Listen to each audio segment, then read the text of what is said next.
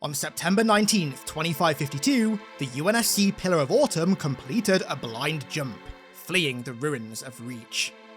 27 years into a bloody war with humanity on the brink of destruction, unbeknownst to her crew, the Autumn had just stumbled across the most significant discovery in all of human history, and one that would mark the beginning of the end of their war with the genocidal alien hegemony known as the Covenant. Halo. The Covenant were founded by the Prophets, a deeply religious species who worshipped ancient architecture and artifacts left behind by the Forerunners, the builders of the Halos and our ancestors. In 968 BC, the Prophets first made contact with the Elites, and soon thereafter a bloody war broke out between the two species. However, after 86 years of conflict, the immense power of the Prophet's Forerunner keyship forced the Elites into surrender, and in 852 BC, delegates from both species signed a peace treaty, the Writ of Union, the foundational document of the Covenant. In the years following, their hegemony would rapidly increase in size, taking in many new species, both willingly and via subjugation. The Hunters, or rather the individual worms that comprised them, the Lekgolo, were the first new species to join, in 784 BC. Then, almost 2,000 years later, the drones were invited in as a means for the Covenant to get to the Forerunner relics that they were inadvertently guarding. In 1342, the Jackals joined the hegemony, seeing it as a potential avenue for profit.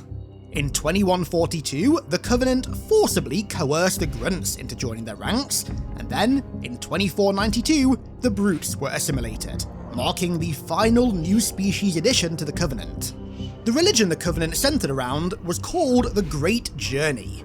They worshipped the Forerunners as gods, believing that when they fired the Halos, they went on the Great Journey and transcended to godhood, and planned to follow in their footsteps by also firing the Halos and transcending to become gods in the process. However, their discovery of humanity would throw a pretty major wrench in their religion. In February 2525, the Covenant arrived at the human colony of Harvest. Using their Luminary, which was an ancient device used to scan and locate foreign artifacts, they scanned the world and discovered it to be a trove of relics teeming with ancient devices, the likes of which they had never encountered before.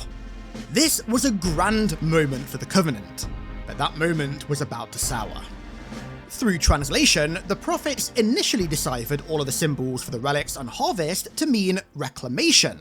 However, this was a blunder that would uproot their entire hegemony. The Forerunner relics that they believed they'd found were no inanimate objects, but rather, they were humans, and worse still, their translation was wrong. The symbols on the humans did not mean reclamation, but rather, reclaimer. When consulting with the ancient Forerunner AI that the Prophets had aboard their keyship, Mendicant Bias, it told them directly that those the symbols represent are its makers. This revelation that humans and Foreigners were in fact the same thing shattered the Covenant's ideology, because now, not all of their gods had transcended, some were left behind. And so, to ensure they remained in power, the Covenant hierarchs declared a holy war on humanity, referring to them as demons and marking them as the very counter to everything they believed. For 27 years, this holy war raged, with all but the 3 highest-ranking members of the Covenant totally oblivious to the fact that the very enemy that they were so devoutly slaughtering were in fact the very gods they were slaughtering them in the name of. This entire holy war was predicated on a grand irony. Humanity was on the back foot for the entire war, but it only got worse when the Covenant discovered Reach, our final military stronghold before Earth. Reach was quick to fall, but not before a latchkey discovery was made. Dr. Catherine Halsey, the creator of the Spartans, was researching an ancient Forerunner ship buried beneath an ice shelf, in which Cortana discovered navigational data that was ultimately used by the UNSC Pillar of Autumn to flee from the doomed world. Navigational data that led them to Halo, where humanity's reclamation of all their forefathers left behind would begin. But the Covenant followed. The Covenant fleet of Particular Justice, led by Supreme Commander Thel 'Vadamee, who later becomes the Arbiter in Halo 2, followed the Autumn through the portal. Arriving slightly earlier thanks to their superior FTL technology, they lay in wait on the far side of Threshold, Alpha Halo's gas giant anchor planet. Using this upper hand, they assaulted the Autumn en masse, and so its captain, Jacob Keyes, had no choice but to bring the ship up to Combat Alert Alpha, and Cortana begins unleashing all hell on the Covenant Armada with the Autumn's defences. To prepare the Marines for invaders, Sergeant Major Avery Johnson gives them a rousing speech, and the battle begins.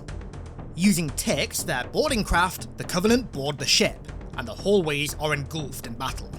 But elsewhere, in the cryo bay, Cortana inputs a security code, unseal the hushed casket, and the Autumn's only active Mjolnir cyborg awakens from cryosleep, the Master Chief.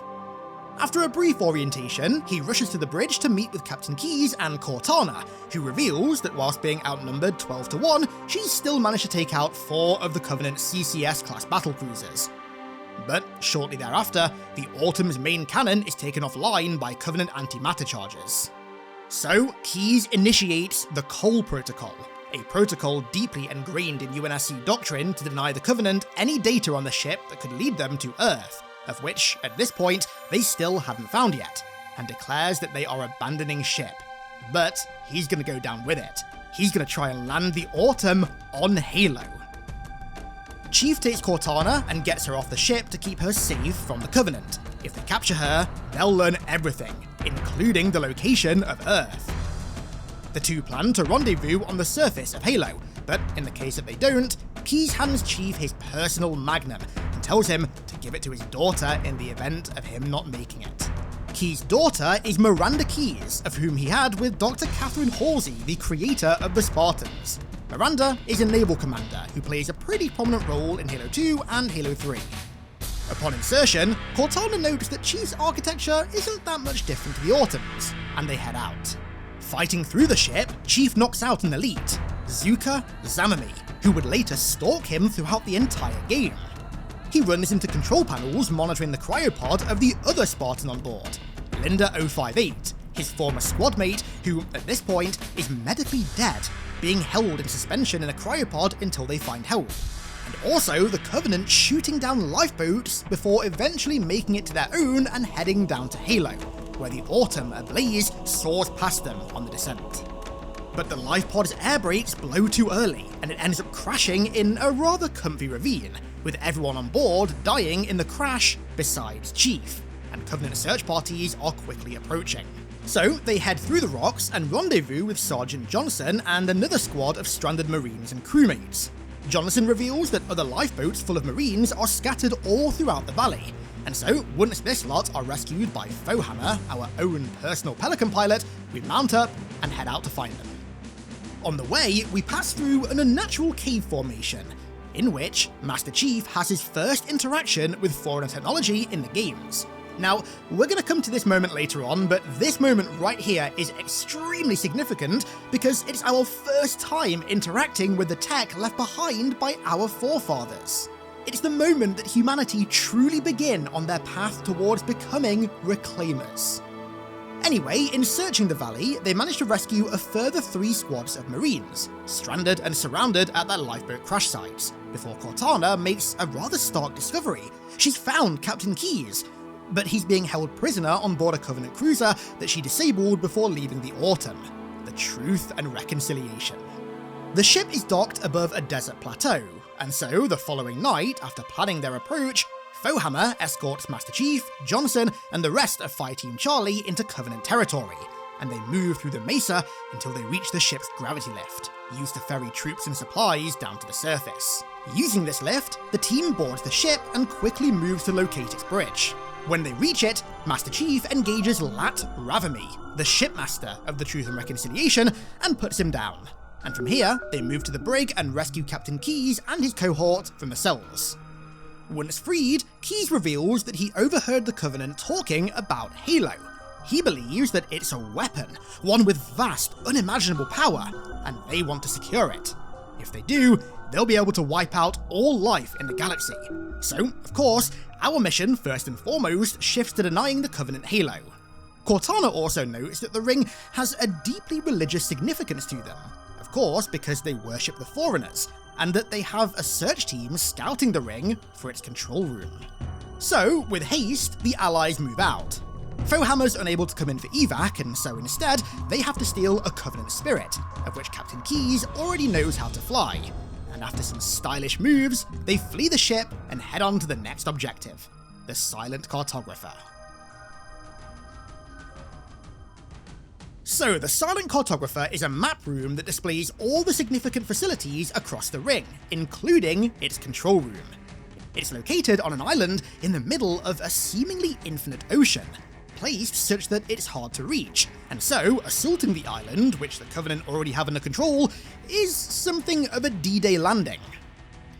After securing the beach, Chief and the Marines roll out and quickly locate the entrance hall to the cartographer facility.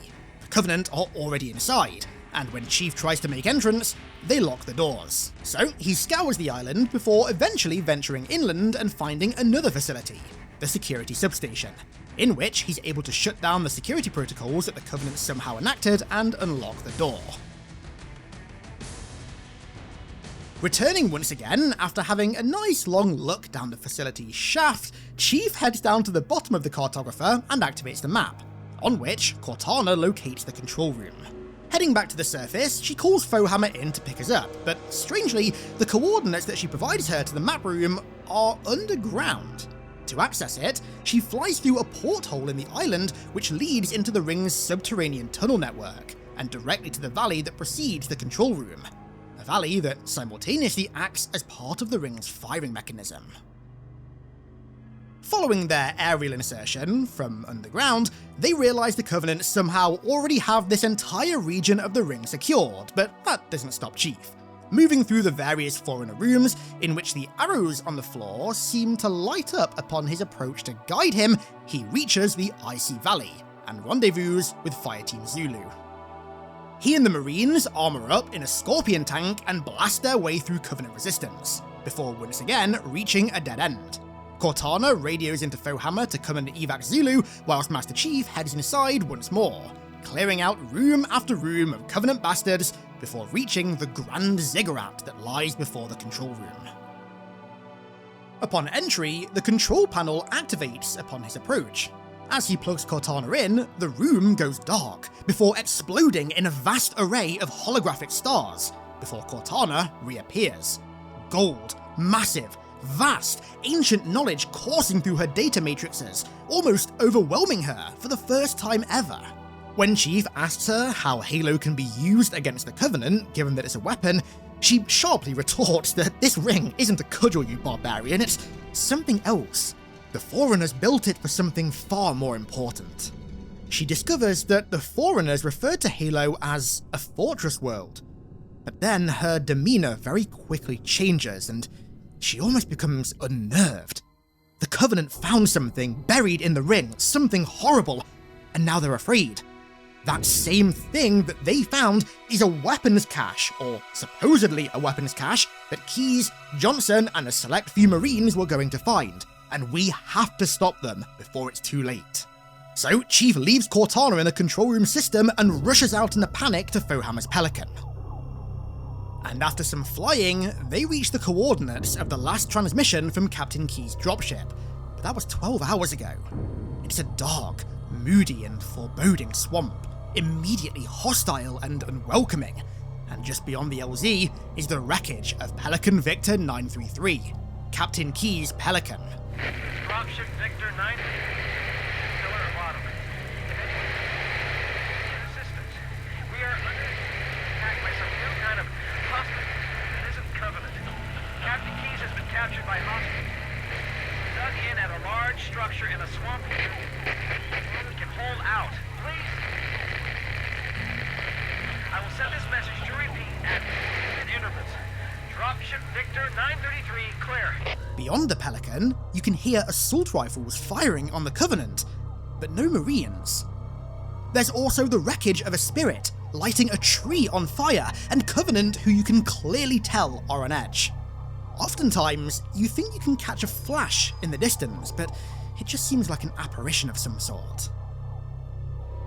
When you reach the rather murky entrance to a Forerunner facility, once more assault rifles mag-dump a squad of fleeing Covenant, but again, there are no humans to be found. There's something off about this facility. As Chief descends, he knows it's too quiet. There are signs of battle, extreme amounts of blood coating the surfaces of this dark facility, so much so that it almost doesn't seem human-spilled. The only living human that he runs into down here is this petrified Marine, one so scared that instead of jumping for joy at seeing a Spartan approach, he fires on him in pure terror, and when he reaches a busted door, he begins to understand why. Out falls the body of Private Wallace Jenkins, and in his helmet, a chip containing the helmet cam recordings of he and his squad's mission to this supposed weapons cache. Using his Mjolnir, Chief begins to watch back Jenkins' helmet cam recordings, and what he sees is that of pure horror. He, Johnson, Keyes, and the rest of the squad inserted into the facility, but found the torn open bodies of elites killed before they arrived. They then found the very locked door that Chief just breached, which was sealed tight shut, but thanks to a hacking device, they managed to crack it. When they breached, they wished they hadn't. A strange alien parasite surrounded them and began consuming them.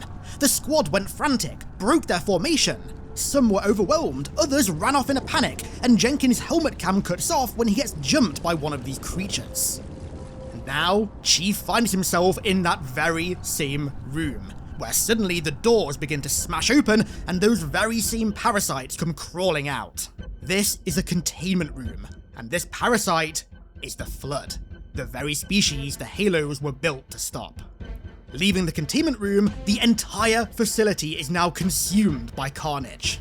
Flood massacring Covenant, and the few human stragglers still lost in its maze-like architecture, with fog and biomass spreading throughout, especially in the lower levels. In his frantic dash back to the surface, Chief runs into a rather upsetting scene.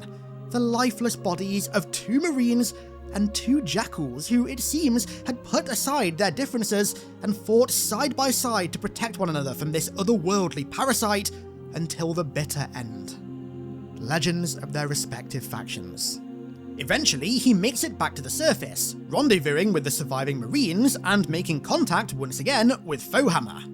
She says that she can see a large tower through the canopy a few hundred meters from Chief's position, and tells he and the survivors to meet her there for evac. So they rush through the swamp, now overrun with infected coming from all angles, and hold out against this ancient spire, until a new entity rears its head, a floating light bulb of sorts, flanked by automated drones that seem to be helping us against the Flood.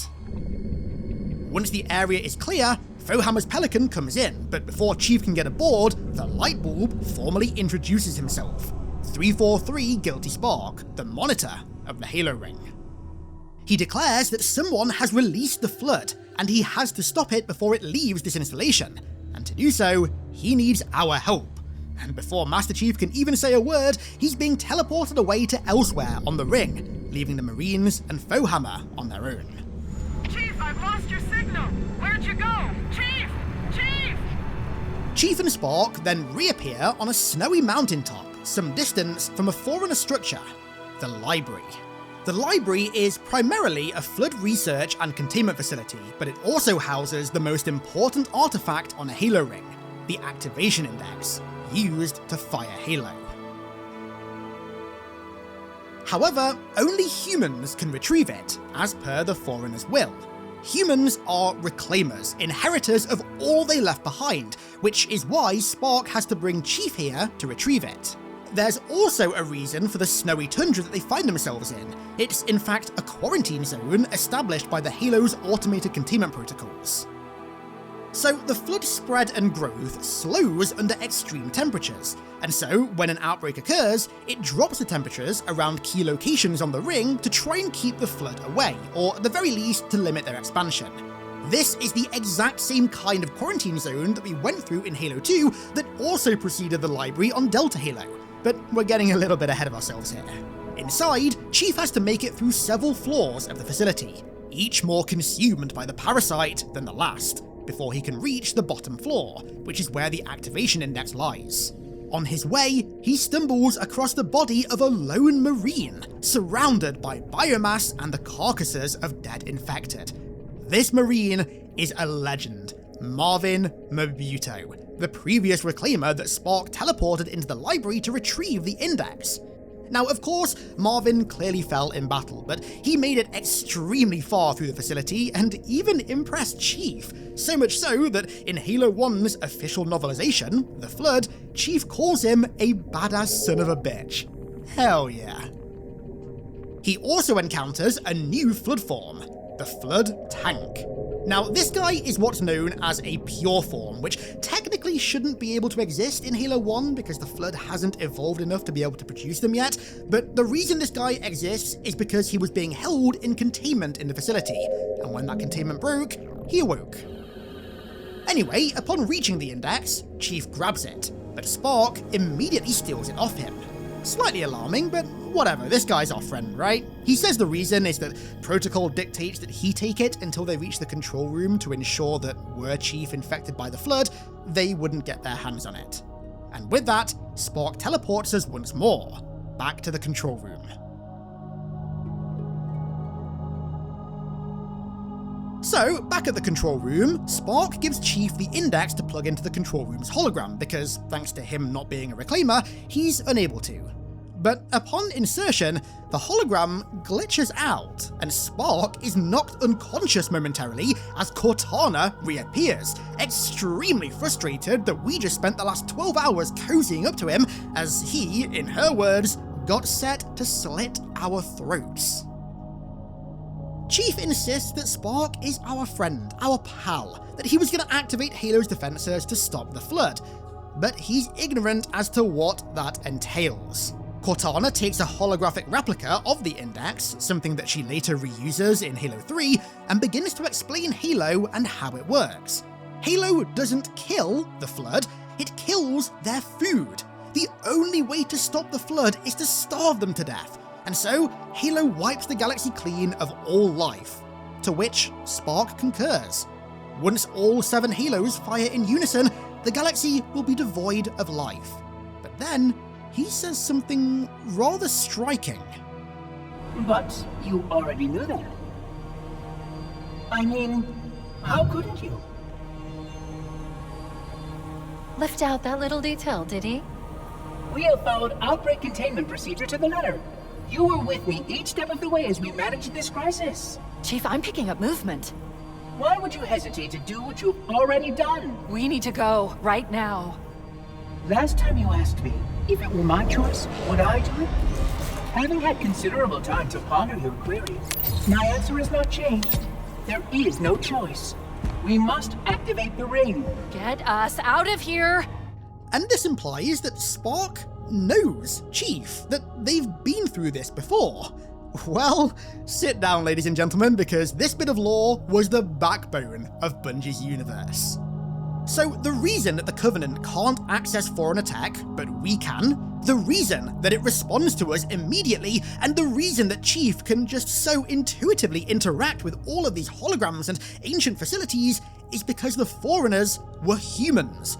Our ancestors who, 100,000 years ago, wiped themselves out with the Halos to stop the Flood. In doing so, resetting themselves back to the Stone Age, which is where our modern version of humanity began.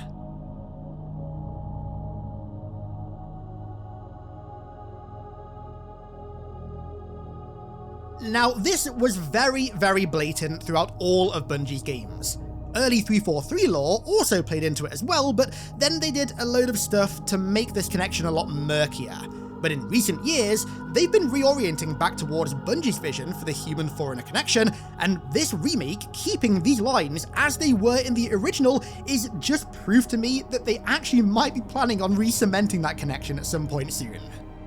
So, all of this ancient technology was created by our forefathers, quite literally, which is why Spark is confused as to why we didn't know about Halo's true effects, considering that he was with us humans last time we fired them.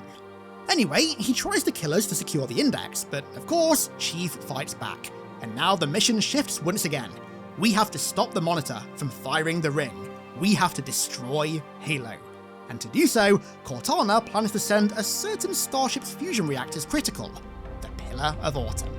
However, it's going to take some time to locate the Autumn's crash site, so they need to buy some time just in case Spark manages to find a way to activate Halo without the index. Scattered throughout this valley are 3 phase pulse generators, part of the Halo ring's primary firing mechanisms that amplify its signal and allow it to fire into deep space, and destroying them forces Spark to have to repair them before firing the ring. And so, we set off throughout the valley, which is now entirely consumed by flood, and destroy these 3 generators. Eventually, Cortana does discover the crash site of the Autumn, and her fusion reactors are still powered up. However, without authorization from Captain Keyes, there are certain failsafes in place that even she can't override, which means that we need to find either the Captain or, at the very least, his neural implant. And so, using Halo's teleportation grid, Cortana takes us back to an awfully familiar location: the Truth and Reconciliation. Upon arrival, because the ship is on the other side of the ring, Cortana forgets that the coordinates that she's using to teleport Chief there are in fact upside down. You know, it's an honest mistake. Now, the ship has undergone some radical redesigns since we were last here. The Flood are consuming it en masse, but the Covenant are fighting back. It's absolute carnage. Its coolant tanks have been damaged and are now leaking coolant into the valley below. That's the least of Chief's problems. Keyes is on the ship, but he's in extreme distress, pain, suffering, and agony. The Flood are trying to sift through his mind, dig through his thoughts and memories to find the location of Earth. But thankfully, his mental fortitude is giving him the strength to fight back and resist. Eventually, we reach his location, only to find that he's not just being tortured, but is being assimilated into a large mass known as a proto-gravemind. Now, this proto-gravemind is the first form of Flood's central intelligence that commands the outbreak and allows it to eventually evolve, get more intelligent and able, and ultimately construct a full gravemind. Keyes is unfortunately beyond saving, so Chief retrieves his neural implant and watches as he passes away. With no time to spare, they have to flee the scene immediately, but don't worry, this proto-gravemind doesn't last long. In the Flood, a squad of ODSTs end up sacrificing themselves to destroy the ship to ensure that the Flood can't use it to escape the ring. Well, okay, it's not actually that cut and dry. One ODST actually tries to pilot the ship off the ring in spite of the Flood, because he essentially wants to survive Halo so that he can go down in history as one of the heroes of the war. This ODST was Major Antonio Silva, and it was First Lieutenant Melissa McKay, his ODST executive officer, who actually destroyed the ship to prevent this from happening and technically goes down as the real hero in this scenario. But anyway, back to the game. Chief and Cortana hijack a Banshee and fly off to the Autumn to end things once and for all. You did that on purpose, didn't you? There must have been something wrong with the coordinate data. And upon reaching the Autumn once more, it's in a very similar state to the Truth and Reconciliation. It's damaged beyond all repair, overrun with Flood, Covenant, and Sentinels trying to contain it all. But thankfully, the bridge is intact enough for Cortana to activate the ship's self-destruct protocol. However, in one final wrench in our plans, Guilty Spark is also aboard the ship and manages to stop the countdown. He's actually going through all of the ship's databanks and analysing human history, the history of his species after they were reset, which, as you'd expect, he finds truly fascinating. And so now our only port of call is to destroy the fusion drives manually with a well-placed rocket or grenade. And once we do, the ship begins to go into meltdown, forcing us to escape. Rushing to a Warthog so we can drive to Fohammer for evac, an elevator comes down with a Spec Ops elite on it who we very promptly kill. Now, remember all the way back in the first level I mentioned that we knocked out an elite with a back smack? Well, that elite, Zukazamami, is in fact the elite that we just killed. he'd been stalking us throughout the entire campaign, and this was the moment where he thought he'd finally kill us, and we blow him to Kingdom Come. Poor guy. Eventually, we reach Fohammer, but sadly her Pelican gets shot down. So all we have is one last escape vector, a longsword fighter ship docked in Launch Bay 7. And against all odds, we actually managed to make it to that longsword. And after a pretty intense, and I gotta say, pretty badass 1v1 with a Flood tank form, where Key's Magnum comes in insanely clutch to save Chief, he and Cortana escape the ring as the Autumn goes critical and explodes, destroying Alpha Halo. In the orbit of the destroyed installation, Cortana says that no one else made it. There's just dust and echoes. But that's not entirely true. Firstly, Dust and Echoes doesn't even exist. He's not a real guy. And secondly, right after the events of Halo 1, Chief actually rendezvous with Sergeant Johnson and a few other survivors in the atmosphere of the ring. And also, as per the post-credit scene, Guilty Spark also survives and flies to a gas mine in the center of the gas giant that Alpha Halo is anchored to. Now, this gas mine is actually a major location early on in the story of Halo 2. It is actually where the Flood first rear their infected heads once more. It is not actually a gas mine, but we're going to cross that bridge when/if we eventually get to it in the Halo 2 remake. That is the story of Halo Campaign Evolved Explained. On screen right now is a link to go and watch my explainer video for the Sergeant Johnson prequel campaign, so go check that out. There's some really interesting lore in there. And with that said, let's round this one out there. I want to give a huge thank you to all of my amazing patrons for the continued support as per usual. Thank you all so much, and thank you all so much for watching. I really appreciate it. And I'll catch you all in the next one.